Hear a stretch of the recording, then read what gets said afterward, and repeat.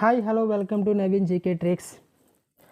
ఈరోజు ముందుగా మనకి ఏపీ టెట్ మార్నింగ్ సెషన్, అది కూడా 14వ తేదీన జరిగిన మార్నింగ్ సెషన్ గురించి మనం ఎటువంటి క్వశ్చన్స్ వచ్చాయి అనేది ఒక్కసారిగా విశ్లేషణ చేద్దామండి. ముందుగా సైకాలజీకి సంబంధించిన క్వశ్చన్స్ చూసుకుంటే కోల్బర్గ్ దశలు, మనకి 6 దశలు కూడా తప్పనిసరిగా ప్రతి ఎగ్జామ్లో ఈ దశల గురించి అడగడం జరుగుతుంది. సో తప్పనిసరిగా ఈ టాపిక్ నుంచి ఒక్కసారిగా మీరు ముందుగా చూసుకొని వెళ్ళాలి. రేపు జరగబోయే జీటీ కానీ నెక్స్ట్ నుంచి జరగబోయే స్కూల్ అసిస్టెంట్ వాళ్ళు కానీ తప్పనిసరిగా ఈ టాపిక్స్ చూడాలండి. నెక్స్ట్ పరిసరవాదుల గురించి అడుగుతున్నాడండి ఒక క్వశ్చన్. ఇది ప్రతి సెషన్లో కూడా అడుగుతూ ఉన్న క్వశ్చన్ అండి. పరిసరవాదులు అంటే ఏ విధంగా అడుగుతున్నాడు జతపరచండి. అంటే మనకి పరిసరవాదులు కొంతమంది ఉంటారండి, స్కోడాక్ అని, ఫ్రీమన్ అని, గోర్డన్ అని, వాట్సన్ అని. సో వాళ్ళకి సంబంధించిన ఎదురుగా జతపరచడం అనేసి ఇస్తున్నాడు. సో వాటికి సంబంధించి మనకి పరిసరవాదులనే కాదు, మనకి అనువంశికవాదులు కూడా చూసుకొని వెళ్ళాల్సి ఉంటుంది.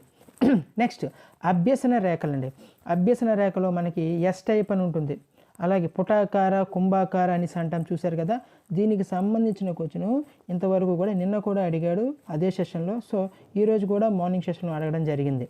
నెక్స్ట్ క్రెటినిజం, ఇది మనకి మూర్తిమత్వానికి సంబంధించిన టాపిక్స్ అండి.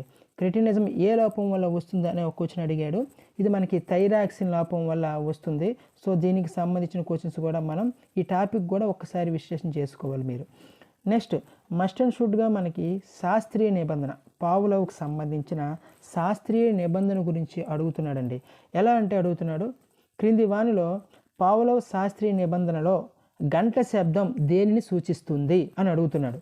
సో దాని కింద మీకు నిబంధిత ఉద్దీపన, నిర్నిబంధిత ఉద్దీపన, నిర్నిబంధిత ప్రతిస్పందన, నిబంధిత ప్రతిస్పందన, ఈ విధంగా ఒక 4 ఆప్షన్స్ ఇచ్చేసి మనకి ఈ విధంగా అడుగుతున్నాడు.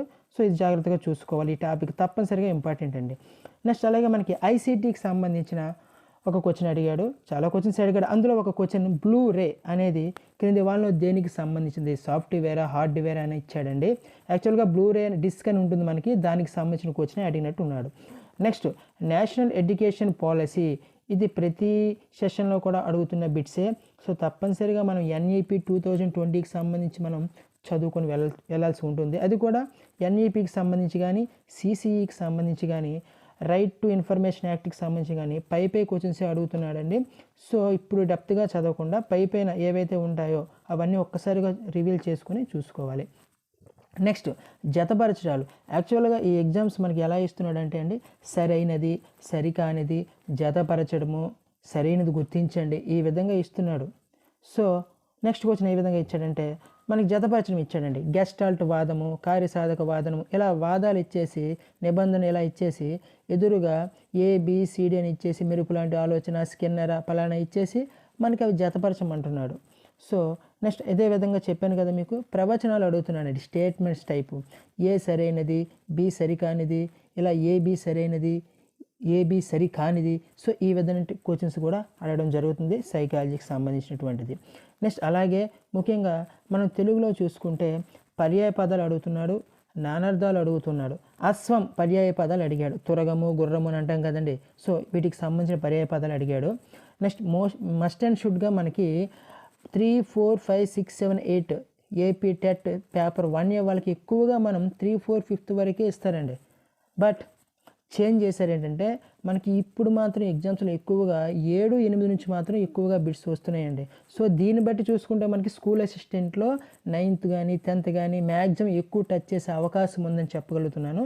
సో అది కూడా మనం బాగా చూసుకోవాలి స్కూల్ అసిస్టెంట్ వాళ్ళు ముఖ్యంగా. నెక్స్ట్ కథానికకు చెందిన పాఠ్యాంశము ఏది, పలానా పాఠ్యాంశం పేర్లు 4 ఇచ్చేస్తాడండి. కథానికి చెందిన పాఠ్యాంశం ఏది, ఈ విధంగా నిన్న కూడా ఇలాంటి టాపికే ఇచ్చాడు. కథకి చెందిన పాఠ్యాంశం ఏది, ఇలాంటి ఇతివృత్తాలు కూడా ఇస్తున్నాడు. సో జాగ్రత్తగా గుర్తుపెట్టుకోవాలి.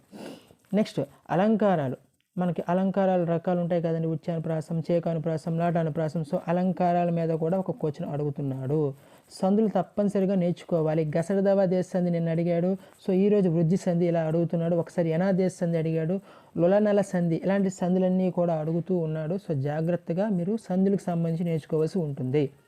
నెక్స్ట్ మనకి అలంకారాలు ఉత్పలమాల, చంపకమాల, శార్దూలము, మత్తెపం, వీటి మీద అడుగుతున్నాడండి. యతిస్థానాలు, అక్షరాలన్నీ, లేకపోతే ఒక వాక్యం ఇచ్చేసి పలానా ఉత్పలమాలకు చెందిందా, లేకపోతే శార్దూలం చెందిందా, మత్తేభం చెందిందా అనే క్వశ్చన్స్ అడుగుతూ ఉన్నాడు.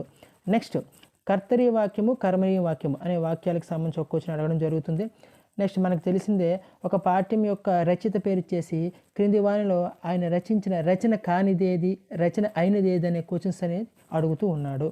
నెక్స్ట్ చాలామంది చెప్తున్నారు గద్య భాగానికి సంబంధించిన ఒక టాపిక్ ఇచ్చేసి దానికి సంబంధించిన ఒక క్వశ్చన్ అడుగుతున్నాడు అండి కింద. ఇలాంటి క్వశ్చన్స్ మ్యాక్సిమం ఒక 2 క్వశ్చన్స్ వస్తున్నాయి. సో ఈజీగా మనం అటెంప్ట్ చేయగలం ఇలాంటివి.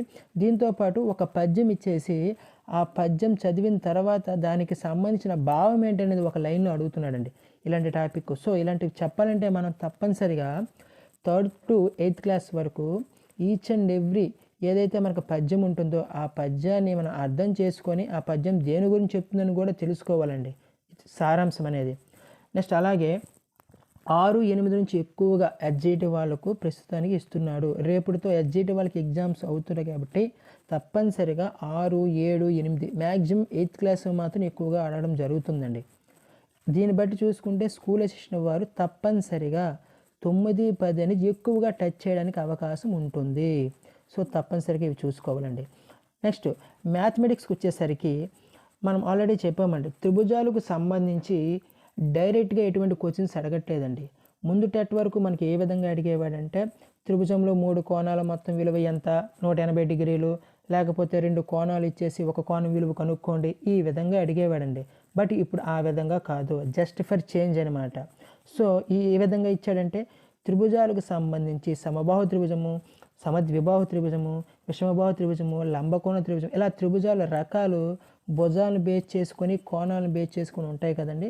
సో అవి తెలుసుకొని మనం వాటిని అప్లికేషన్ టైప్లో ఇస్తున్నాడు. సో వాటిని జాగ్రత్తగా మనం చేయాల్సి ఉంటుంది. నెక్స్ట్ మధ్యగతం బాహుళికం మీద ప్రతిసారి అడుగుతున్నాడు ప్రతి సెషన్లో కూడా. సో తప్పనిసరిగా ఈ టాపిక్ గురించి చూసుకొని వెళ్ళాలి, ఈజీగా చేయొచ్చు ఈ మధ్యగతం బాహుళికం నుంచి. నెక్స్ట్ అలాగే చతుర్భుజాలు రకాలు ఉంటాయి మనకి, చతురస్రము, దీర్ఘ చతురస్రము, చతుర్భుజము, నెక్స్ట్ అలాగే సమాంతర చతుర్భుజము, రాంబస్ అనే టాపిక్స్ ఉంటాయి కదండి. వాటికి సంబంధించిన ధర్మాలు మనం నేర్చుకోవాల్సి ఉంటుంది. ఫర్ ఎగ్జాంపుల్ ఒక చతురస్రం అని ఇచ్చేసి చతురస్రానికి సంబంధించి సరికాని వాక్యం అని ఇస్తాడండి. క్రింది వాళ్ళ ఆప్షన్స్ ఏ విధంగా అడుగుతాడంటే 4 భుజాల పొడవులు సమానము, 4 కోణాలు సమానము, ప్రతి కోణము 90 డిగ్రీలు, కర్ణాలు అసమానాలు అని ఇస్తాడండి. క్రింది వానిలో సరికానిది ఏదని అడుగుతాడు, కర్ణాలు అసమానాలు. సో ఇటువంటి క్వశ్చన్స్ అనేది అడగడం జరుగుతుంది. నెక్స్ట్ అలాగే ముఖ్యంగా ప్రధాన సంఖ్యలు అనే టాపిక్ గురించి తప్పనిసరిగా క్వశ్చన్స్ అడుగుతున్నాడండి. ప్రధాన సంఖ్యలు పలానా క్రింది వానిలో ప్రధాన సంఖ్య కానిది ఏదని అడుగుతున్నాడు. For example 121, 111, 131, 141. సో వాటికి సంబంధించి మనం చూసుకోవాల్సి ఉంటుంది. అలాగే మీకు చెప్పిన విధంగానే సరి అయినది, సరికానిది, జతపరచం అనే టాపిక్స్ మీద కూడా ఎక్కువగా మనకు మ్యాథ్స్ నుంచి రావడం జరుగుతుంది. నెక్స్ట్ అలాగే ఇంగ్లీష్ పరంగా చూసుకుంటేనండి direct speech and indirect speech మనకు అడుగుతూ ఉన్నాడు. Next active voice, passive voice అని ఇచ్చేసి క్రింది వానిలో గుర్తించండి అని అడుగుతున్నాడు. సో నెక్స్ట్ అదేవిధంగా స్పెల్లింగ్ టెస్ట్లో ఒక క్వశ్చన్ లేదా 2 క్వశ్చన్స్ అడుగుతున్నాడండి. నెక్స్ట్ ఇంకా చూసుకుంటుంటే మనకి ఒక సెంటెన్సెస్ ఇచ్చేసి ఒక 4 సెంటెన్స్లు ఇచ్చేసి ఆ సెంటెన్స్లో క్రింది వానిలో సరికాని సెంటెన్స్ గుర్తించమన్నాడు లేదా సరైంది గుర్తించమని అడుగుతున్నాడు. అదేవిధంగా పారాగ్రాఫ్స్ అడుగుతున్నాడండి. ఒక పారాగ్రాఫ్ ఇచ్చేసి దాని కింద మనకి క్వశ్చన్స్ అడుగుతున్నాడు. దానికి కూడా సమ్మరీ మనం తెలుసుకొని దాన్ని బట్టి మనం పారాగ్రాఫ్ని ఆన్సర్ చేయాల్సి ఉంటుంది. అలాంటి క్వశ్చన్స్ మ్యాక్సిమం మనకి 2 క్వశ్చన్స్ వస్తున్నాయండి. సో ఈ విధంగా దీన్ని బట్టి చూసుకుంటే మనకి ఈ సెషన్లో ఏ విధంగా వచ్చాయంటే మ్యాక్సిమం మనం 120 స్కోర్ చేశారంటే it is a better score అండి. ఈ ఎగ్జామ్ పరంగా చూసుకుంటే మనకి ప్రస్తుతం ముందు ఎగ్జామ్స్ వరకు చూసుకుంటే 140, 150, 135 అని ఉండేవి చూశారు కదా. అలా కాకుండా మనకి ఇది మినిమం 120 మార్క్స్ వస్తే మాత్రం బెటర్ స్కోర్. మీకు ఆల్రెడీ చెప్పాను, కొత్తగా రాసిన వాళ్ళకి ఇది కొంచెం టఫ్లా అనిపించవచ్చు, కానీ సరైన ఎగ్జాక్ట్ ప్యాటర్న్ ఇదేనండి. డిఎస్సికి ఇలాంటి ప్యాటర్న్ ఇస్తే చాలామంది చదువుకున్న వ్యక్తులు ప్రతి ఒక్కరూ చదువుతారు, అలా అని కాదు, చదివిన వ్యక్తి ప్రతిదీ డెప్త్గా చదువుతాడండి. డిఎస్సి వాడు పైన వాడు ఒక్కొక్కసారి ఇచ్చేస్తే ఎలా ఉంటుందంటే చాలా ఇబ్బందిగా ఉంటుంది, చదివిన వాడికి ఆ విషయం తెలుస్తుంటుంది. సో జాగ్రత్తగా మనం అటెంప్ట్ చేయాల్సి ఉంటుంది. నెక్స్ట్ అదేవిధంగా ఈ ప్యాటర్న్ని చూసుకొని నెక్స్ట్ వచ్చే స్కూల్ అసిస్టెంట్స్ ఎగ్జామ్స్ కానీ వాళ్ళు ఏం చేస్తారంటే 9th, 10th అనేది ఎక్కువగా టచ్ చేయడానికి అవకాశం ఉందండి. సో అందరూ కూడా అది ఒక్కసారిగా ముందుగా చూసుకొని వెళ్తారని అనుకుంటున్నాను. థ్యాంక్ యూ అండి. ఇంతటితో సమాప్తం.